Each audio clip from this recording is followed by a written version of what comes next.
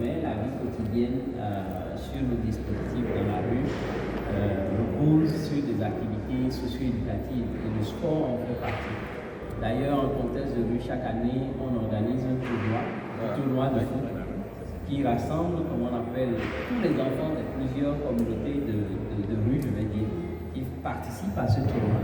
On en fait une ou deux chaque année, avec le soutien de, comme on appelle, de quelques partenaires, où les enfants, même des dispositifs aussi, participent à ce tournoi. Comme ça fait des liens qui se créent, comme on appelle, entre les enfants, des liens de solidarité. Oui, le sport fait partie des activités quotidiennes. Et on a d'ailleurs, comme on appelle, nous recevons beaucoup de stagiaires chez nous.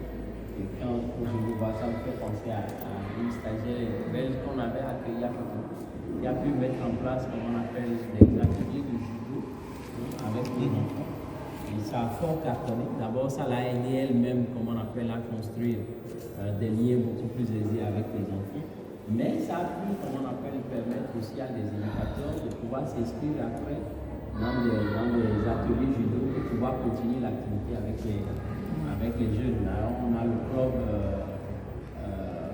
Véronique il y a 2 ans, 3 ans, ils sont venus à Cotonou pour nous offrir du matériel judo et des nuits. Et voilà, c'est vraiment un atelier que les enfants adorent, comme on appelle dans la famille, les activités que nous leur offrons. Ça va. Il y a une question dans la salle.